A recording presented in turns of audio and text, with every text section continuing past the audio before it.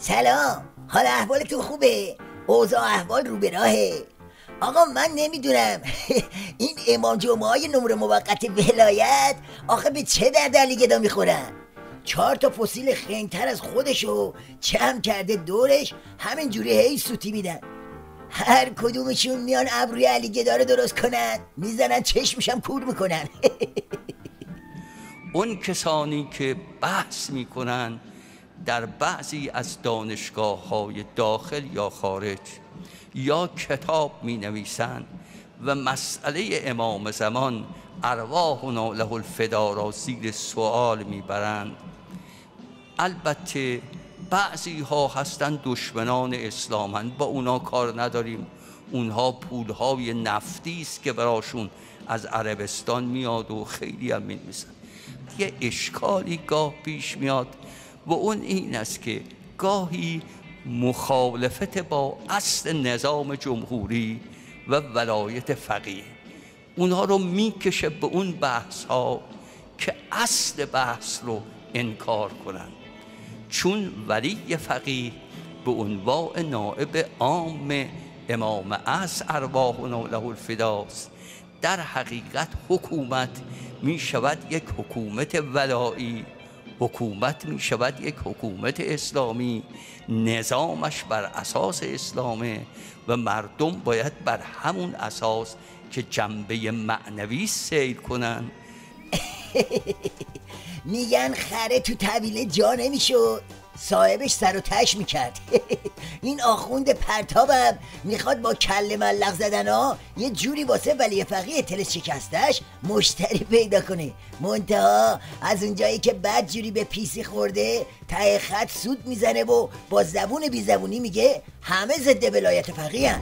بعدم بلافاصله فرمونش میبره و یادش میفته که ماشین نظام تو جاده سنگ و کلوخیه.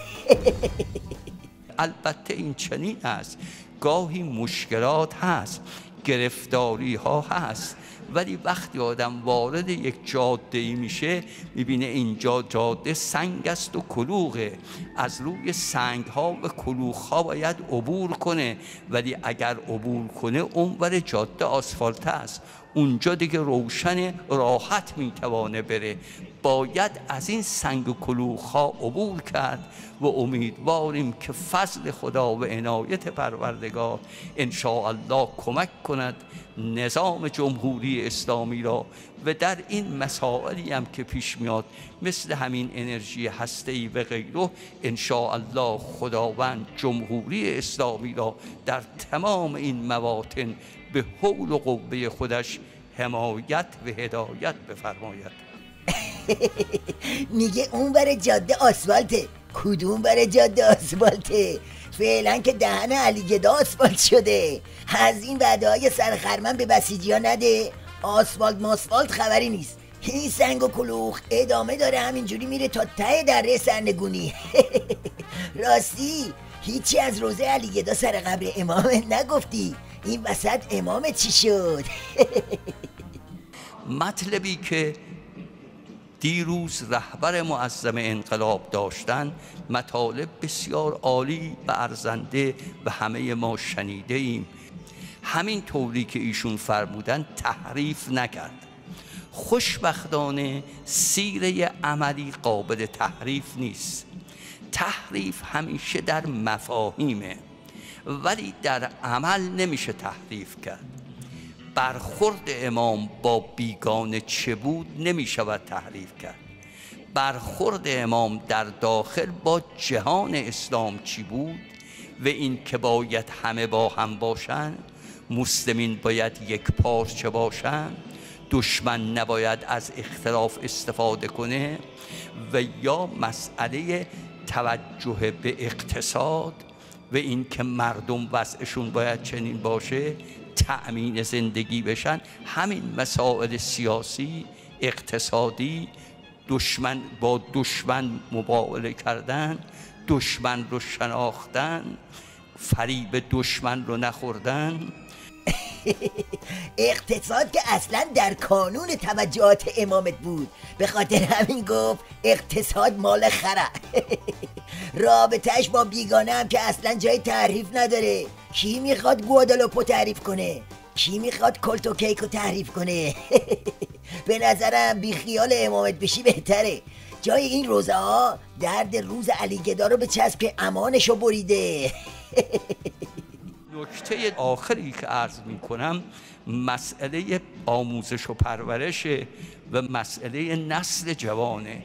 نسل جوان رو باید بهش خیلی پرداخت. امام راحل رحمت الله علیه به این مسئله توجه داشت. امام در قم وقتی در حوزه علمیه بود درس میگفت، طلبا رو با اخلاق متوجه میکرد. این اخلاق، این فرهنگ، آموزش و پرورش، آموزش عالی، استادها و معلمان باید توجه به این مطلب بسیار بشه. کسانی که میان درس بگن چه انسانهایی باشن، چه شرایطی داشته باشن. آها، به این میگن پرداختن به یکی از دردهای اصلی عظما. میگه به نسل جوان خیلی باید پرداخت. حالا چجوری باید پرداخت؟ با جاسوس بازی، با بگیر و ببند دانشجوها و استاداشون. به این میگن پرداختن به دانشجوها و جوونا تو قاموس ولایت. زیاد به خودتون زحمت ندید. الان نوبت جووناست که به شما بپردازن. حسابی هم میپردازن، یعنی طوری میپردازن که تو تاریخ بنویسن. آقا زیاده ارزی نیست، زد زیاد.